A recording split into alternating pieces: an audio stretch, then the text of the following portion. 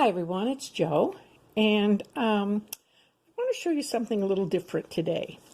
I've been asked about how I store things, and I showed in a video a couple years ago how I stored my ephemera in plastic cases. And I have something here that I really enjoy working with because it makes things so much simpler. I'm not one to go and dig through things. In fact, I carry a pretty small purse because I can't handle having to dig through things. So anyways, this is how I do flowers so many times when I'm building my flowers. You've heard of Build-A-Bear. I guess we can call this Build-A-Flower. But anyways, it's in one of the storage containers that comes from Michaels. And this particular container, unlike the one in the other video, comes with these little boxes in it, so that you don't have to buy it separately. So if you can get it, sometimes it's like 40% off or 50% off and then 20% coupon. It's really a great deal. But anyways, so I store them by color, as you can see here. And I just picked up this one here. This one is purple.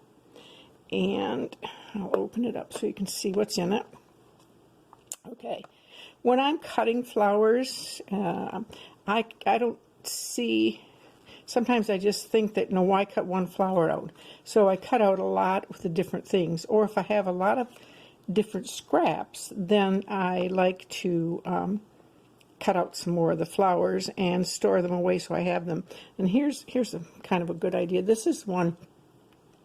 This is made out of that Fun Foam. This is some glittery paper. It's got a little dot on it. So if we needed a purple flower, we could go ahead and we could just make a purple flower, glue it together, and use it. It really is that simple. So when you're cutting out flowers, I do mine by color, and I'll show you some of the colors we got here. We got turquoise, 25,000 different colors of turquoise. I don't know. It's hard sometimes to get things to match up, but it can be done. So. And let's see. I also have white, and then I have a cream color because the two basically don't go together most of the time anyways. So this is the bright white here. And then again, this is foam.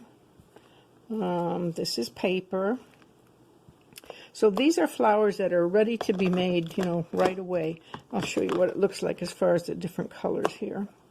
Okay, so this is more, it's got a more of a yellowish tone to it. And I even cut out the burlap ones. And just as a hint, when you're cutting burlap, if you spray it with spray starch or do it with, put a little thin coat of Mod Podge, you won't have it falling apart on you. So, let's see, what else we got here? Well, we've got black.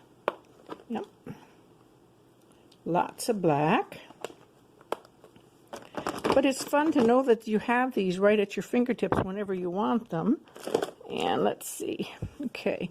And you can see that I mix the colors, also the glittery ones too, because sometimes you want something that's just a got a little more bling to it, and I find that especially when I'm doing some of my little granddaughter's stuff, she likes sparkles.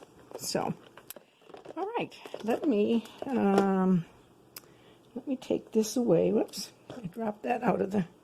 Sometimes I put some of these extra little things in there too that I think are going to go with them, and I can add them to the flower. So.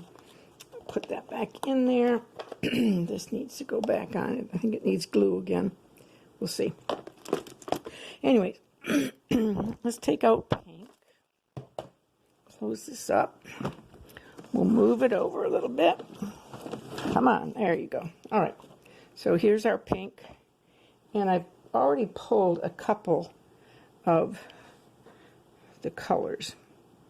So here's this. It is basically, it's this simple. Let me grab the glue here. Okay. I'll use my fabric tack. It's kind of nice when you use it on the felts and things